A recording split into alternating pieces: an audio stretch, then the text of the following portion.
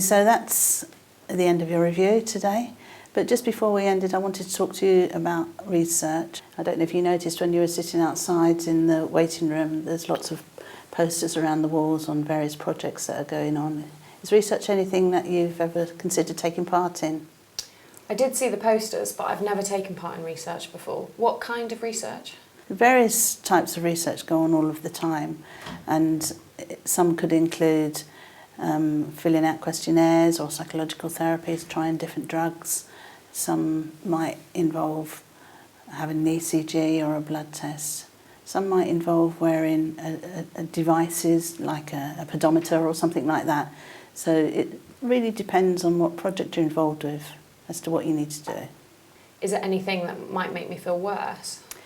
It's very unlikely to make you feel worse. There's lots of rigorous checks that will be going on constantly, and you'll be monitored very closely by the research team, but you'll also be monitored by us. So hopefully nothing would make you feel worse.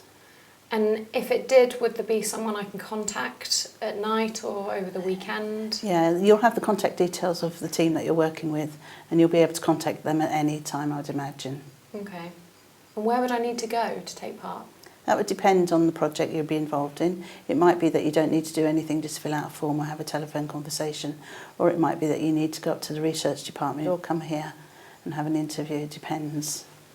Well, I don't drive. How could I get to the hospital? They can provide taxis if you're unable to drive or get there on public transport, and expenses will always be paid.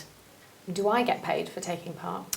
And again, it depends on the project you're involved with and how much time of yours it takes. Some projects pay, some don't.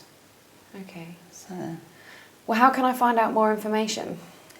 I can approach the research department and ask for someone to contact you if that's what you'd like. And then they can explain more about the projects that are ongoing and what you'd have to do.